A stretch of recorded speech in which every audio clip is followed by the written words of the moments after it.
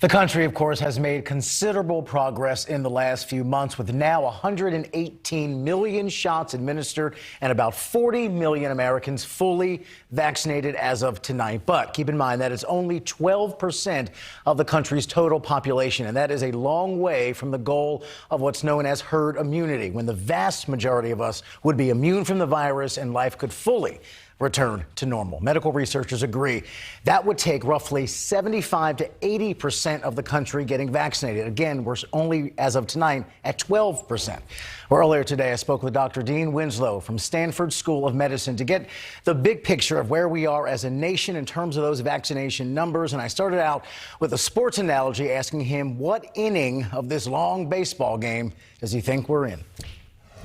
Yeah, so it's actually a very complicated, series of issues that you're raising. And I kind of like the way, you started out before we're talking on camera about asking, well, what inning are we in? And my quick answer would be, I think we're still in about only the fourth inning or so of this 9-inning game. The numbers are, been estimated that we'll still need a good 75, maybe 80% of our population immunized. So we're really nowhere near that number yet. And so in view of that, it just remains just so critically important that we do the physical distancing, particularly face mask wearing. When we talk about herd immunity, is that the percentage of the total U.S. population or the percentage of the population eligible for the vaccine?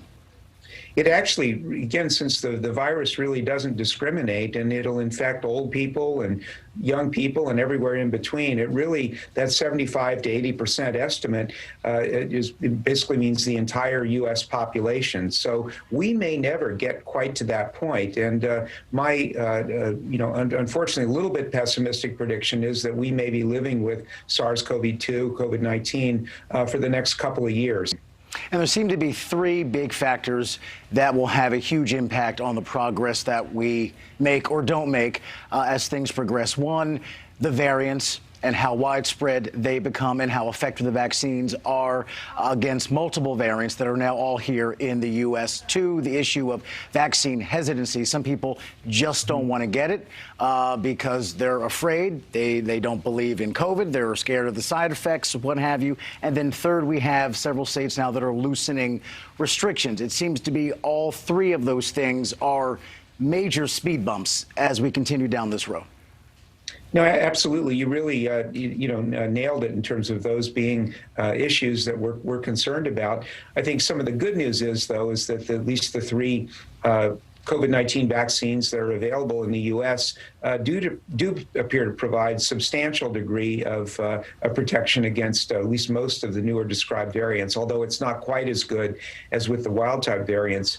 The little bit of good news, though, is that these platforms, which are, messenger RNA or DNA-based vaccines, can be adapted very quickly. And all three of the companies are actually in the process of developing and rolling out booster doses that potentially could be administered later this year to individuals who've already previously been vaccinated or not, and again, these new booster doses would even better target these newly described variants. And obviously today we're marking President Biden making good on his promise, 100 million vaccines administered during his time in office so far. Two other big promises that he has made. Do you think it's realistic that all adults can be eligible for the vaccine by May 1st? And do you think that we are having those small backyard gatherings for July 4th? Are we more normal by Independence Day, both of which the president has said? I sure hope so, sir. As a father and grandfather who misses, seeing my children and grandchildren. And I think, again, outdoor gatherings are relatively safe even now. But I think the indoor environment is still pretty risky unless everyone, in that group has actually been immunized against the virus. But I think we're definitely going in the right direction. At the end of the day, our country had the worst outbreak of any country on earth. And as we talk today, 540,000 dead, 30 million infected, and still roughly 50 to 60,000 new cases every day, even here in March of 2021, a year into this. Dr. Fauci says another metric to look at in terms of new cases is 10,000 or fewer cases a day as another signal that we really are winning this battle. But we're still 5 or 6 times that level, another number that reminds us how far we have to go. Yeah, that's exactly right. And again, while the cases have very fortunately declined really significantly over the last month and a half, we're still not at the place where we need to be. And I think many of us are a little bit concerned that the curve, while it was going down so steeply a few weeks ago, appears to be leveling off to some extent.